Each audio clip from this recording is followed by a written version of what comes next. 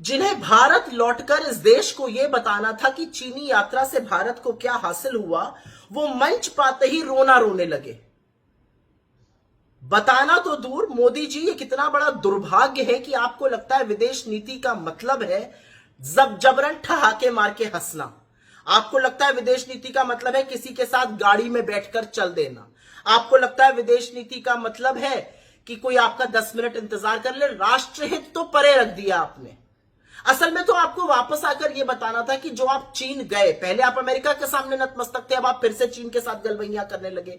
आप चीन गए ये जानते हुए, और ये पूरा देश और दुनिया जानती है कि पहलगाम के आतंकी हमले के बाद ऑपरेशन सिंदूर के दौरान चीन ने खुलकर जमकर पाकिस्तान का साथ दिया, उसको हथियार दिए, इंटेलिजेंस दी, नेटवर्क दिया, सब कुछ दिया। तो आज देश पूछना चाहता है कि क्या आपने शी जिनपिंग से यह पूछा कि उन्होंने ये पाप क्यों किया? आप कहते हैं सौहार्द बन रहा है अक्टूबर 2024 के बाद से, जब आपकी मीटिंग हुई थी शी जिनपिंग से। किस मुगालते में हैं आप? उस टाइम से और इस बीच चीन ने अतिक्रमण जारी रखा है। चीन हमें पेट्रोलिंग पॉइंट्स तक पेट्रोलिंग नहीं करने दे रहा है। हमारे जो बफर जोन्स है वो हमारी टेरिटरी में बने हुए हैं। चीन ने अप्रैल 2020 की यथावत स्थिति नहीं दोबारा से मुकम्मल करी है, और असलियत यह कि चीन खुलकर पाकिस्तान के साथ खड़ा है। चीन ने अरुणाचल के गांवों के नाम बदले हैं, एलएसी पर भारी इंफ्रास्ट्रक्चर बनाया है, लगातार न्यूक्लियर सप्लायर ग्रुप में शामिल होने से लेकर यूएनएससी की हमारी परमानेंट मेंबरशिप पर अवरोध लगाया है, और हाफिज सईद जैसे दुर्दांत आतंकवादी को ग्लोबल टेररिस्ट घोषित होने से यूएन में बार बार रोका है। क्या किया है चीन ने? क्या आपने शी जिनपिंग से ये सारी बातें पूछी?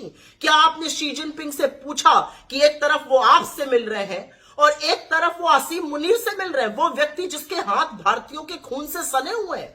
क्या आपने ये जानने की कोशिश की कि पाकिस्तान जैसे आतंकी मुल्क को इतनी तवज्जो उस ग्लोबल प्लेटफॉर्म पे कैसे मिल रही है? आइए बात करते हैं रूस की। आपने, आपके भक्त मंडली ने, आप कार में पुतिन जी के साथ कहीं चले गए, उसकी बड़ी चर्चा है। क्या आपने पुतिन जी से पूछा कि पहलगाम आतंकी हमले के बाद ऑपरेशन सिंदूर के दौरान रूस ने हमारे पक्ष में एक भी बयान क्यों नहीं दिया? क्या आपने पूछा कि आप तो हमारे सदाबहार मित्र थे, आपने क्यों कदम खींच लिया, हाथ खींच लिया हिंदुस्तान से? और एक बात का जवाब जरूर दीजिएगा मोदी जी कि रूस से सस्ता तेल खरीदकर आपने अपने पूंजीपति मित्रों को तो खूब फायदा पहुंचाया, उसका फायदा जनता को क्यों नहीं पहुंचा?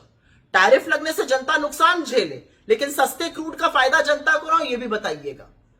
और इन सब के बाद बात करते हैं अमेरिका की, because that's the elephant in the room. American tariff लगा है 50%, दो ही देशों पर लगा है, ब्राजील और भारत पर, बाकी सब पर 19%, 20%, 30% ऐसे लगा है। क्या योजना है आपकी? एक के बाद एक फैक्ट्री में उत्पादन घट रहा है, ऑर्डर्स कैंसिल हो रहे हैं, लोग नौकरी से निकाले जा रहे हैं, अर्थव्यवस्था पर इसका बहुत जबर प्रहार आने वाला है, और आ रहा है, दिख रहा है।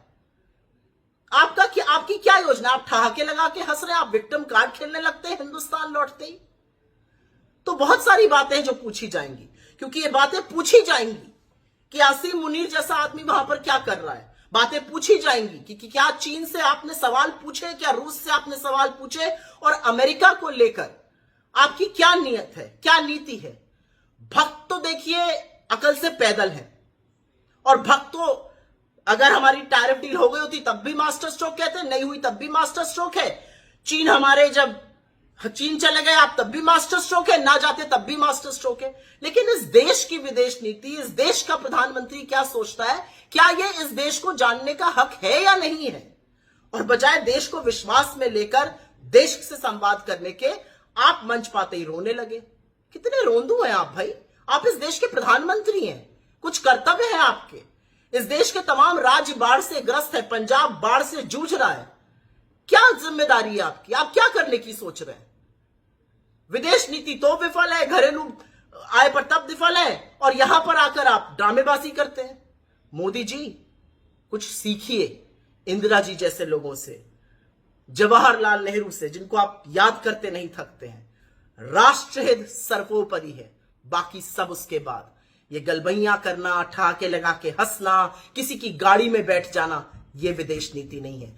विदेश नीति का मतलब है हिंदुस्तान का हित सबसे ऊपर रहेगा, बाकी सारी बातें उसके बाद है।